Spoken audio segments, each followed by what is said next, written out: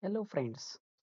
Today we are going to read another chapter of First Flight.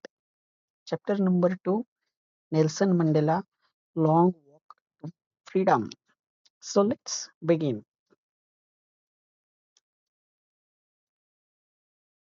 10th May dawned bright and clear. For the past few days, I had been pleasantly besieged by dignitaries and world leaders who were coming to pay their respects for the inauguration. The inauguration would be the largest gathering ever of international leaders on South African soil. The ceremonies took place in the lovely sandstone amphitheater formed by the Union buildings in Pretoria. For decades, this had been the seat of white supremacy, and now it was the site of a rainbow gathering of different colors and nations for the installation of South Africa's first democratic non-racial government. On that lovely autumn day, I was accompanied by my daughter Zinani. On the podium, Mr. de Klerk was first sworn in as second deputy president. Then Thabo Mbeki was sworn in as first deputy president. Then it was my turn. I pledged to obey and uphold the constitution and to devote myself to the well-being of the republic and its people. To the assembled guests and the watching world, I said, today all of us do, by our presence here, confer glory and hope to newborn liberty out of the experience of an extraordinary human disaster that lasted too long must be born a society of which all humanity will be proud. We, who were outlaws not so long ago, have today been given the rare privilege to be on host to the nations of the world on our own soil. We thank all of our distinguished international guests for having come to take position with the people of our country of what is, after all, a common victory for justice, for peace, for human dignity. We have, at last, achieved our political emancipation. We pledge ourselves to liberate all our people from the continuing bondage of poverty, deprivation, suffering, gender, and other discrimination. Never, never, and never again shall it be that this beautiful land will again experience the oppression of one by another.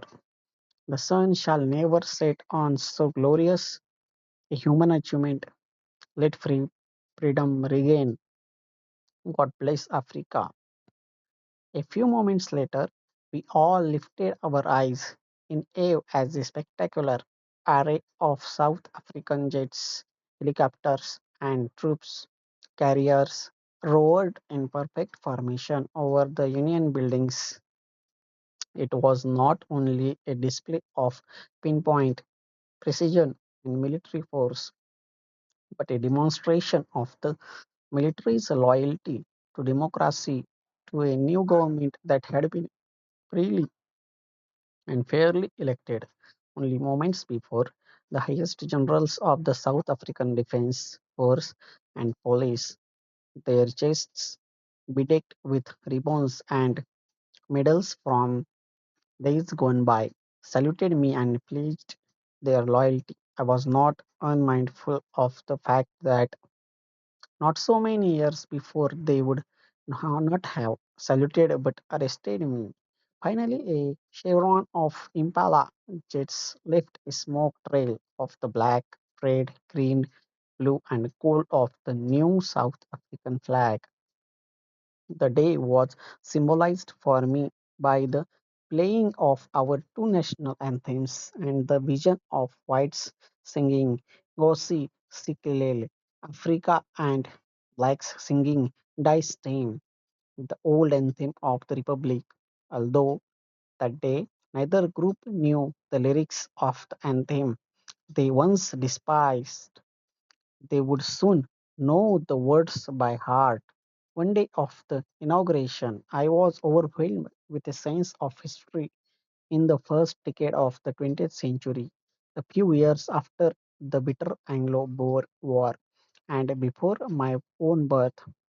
The white-skinned peoples of South Africa patched up their differences and erected a system of racial domination against the dark-skinned peoples of their own land. The structure they created formed the basis of one of the harshest, most inhuman societies the world has ever known. Now, in the last decade of the 20th century and my own eighth decade as a man, that system had been overturned forever and replaced by one that recognized the rights and freedoms of all peoples, regardless of the color of their skin. That day had come about through the unimaginable sacrifices of thousands of my people whose suffering and courage can never be counted or repaid. I felt that day, as I have on so many other days, that I was simply the sum of all those African patriots who had gone before me. That long and noble line ended and now begun again with me. I was pained that I was not able to thank them and that they were not able to see what their sacrifices had wrought. The policy of apartheid created a deep and lasting wound in my country and my people. All of us will spend many years, if not generations, recovering from that profound hurt. But the decades of oppression and brutality had another unintended effect, and that was that it produced the Oliver Tambos, the Walter Sisselus, the Chief Luthulis, the Yusuf Dadus, the Bram Fishers, the Robert Sobukways of our time. Men of such extraordinary courage, wisdom, and generosity that their like may never be known again. Perhaps it requires such depths of oppression to create such heights of character. My country is rich in the minerals and gems that lie beneath its soil, but I have always known that its greatest wealth is its people, finer and truer than the purest diamonds. It is from these comrades in the struggle that I learned the meaning of courage. Time and again, I have seen men and women risk and give their lives for an idea. I have seen men stand up to attacks and torture without breaking, showing a strength and resilience that defies the imagination. I learned that courage was not the absence of fear, but the triumph over it. The brave man is not he who does not feel afraid, but he who conquers that fear. No one is born hating another person because of the color of his skin or his background or his religion. People must learn to hate, and if they can learn to hate, they can be taught to love. For love comes more naturally to the human heart than its opposite. Even in the grimmest times in prison, when my comrades and I were pushed to our limits, I would see a glimmer of humanity in one of the guards, perhaps just for a second, but it was enough to reassure me and keep me going. Man's goodness is a flame that can be hidden but never extinguished. In life, every man has twin obligations to his family, to his parents, to his wife and children. And he has an obligation to his people, his community, his country. In a civil and human society, each man is able to fulfill those obligations according to his own inclinations and abilities. But in a country like South Africa, it was almost impossible for a man of my birth and color to fulfill both of those obligations. In South Africa, a man of color who attempted to live as a human being was punished and isolated.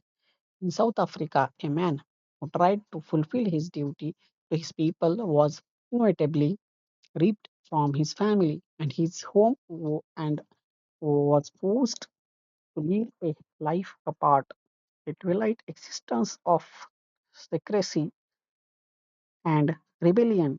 I did not in the beginning choose to place my people above my family, but in attempting to serve my people, I found that I was prevented from fulfilling my obligations as a son, a brother, a father, and a husband. I was not born with a hunger to be free. I was born I was born free, free in every way that I could know, free to run in the fields near my mother's hut, free to swim in the clear stream that ran through my village, free to roast mealies under the stars and ride the broad backs of slow moving bulls. As long as I obeyed my father and abided by the customs of my tribe, I was not troubled by the laws of man or God. It was only when I began to learn that my boyhood freedom was an illusion, when I discovered as a young man that my freedom had already been taken from me, that I began to hunger for it. At first, as a student, I wanted freedom only for myself, the transitory freedoms of being able to stay out at night, read what I pleased, and go where I chose. Later, as a young man in Johannesburg, I yearned for the basic and honorable freedoms of achieving my potential, of earning my keep, of marrying and having a family, the freedom not to be obstructed in a lawful life. But then I slowly saw that not only was I not free, but my brothers and sisters were not free. I saw that it was not just my freedom that was curtailed, but the freedom of everyone who looked like I did. That is when I joined the African National Congress, and that is when the hunger for my own freedom became the greater hunger for the freedom of my people. It was this desire for the freedom of my people to live their lives with dignity and self respect that animated my life, that transformed a frightened young man into a bold one, that drove a law abiding attorney to become a criminal, that turned a family loving husband into a man without a home, that forced a life loving man to live like a monk. I am no more virtuous or self sacrificing than the next man, but I found that I could not even enjoy the poor and limited freedoms I was allowed when I knew my people were not free. Freedom is invisible. The chains on any one of my people were the chains on all of them. The chains, all of them, can't even enjoy, that could not even enjoy the poor limited. The chains on all of my people were the chains on me. I knew that the oppressor must be liberated just as surely as the oppressed. A man who takes away another man's freedom is a prisoner of hatred. He is locked behind the bars of prejudice and narrow mindedness. I am not truly free if I am taking away someone else's freedom, just as surely as I am not free when my freedom is taken from me. The oppressed and the oppressor alike are robbed of their humanity. So, This is it, guys. In the next video, we will read the another next chapter from the first flight. Till then, goodbye and subscribe to this channel for further this kind of videos. In next videos, we will discuss and explain these lessons in a brief way. Thank you so much and subscribe to this channel.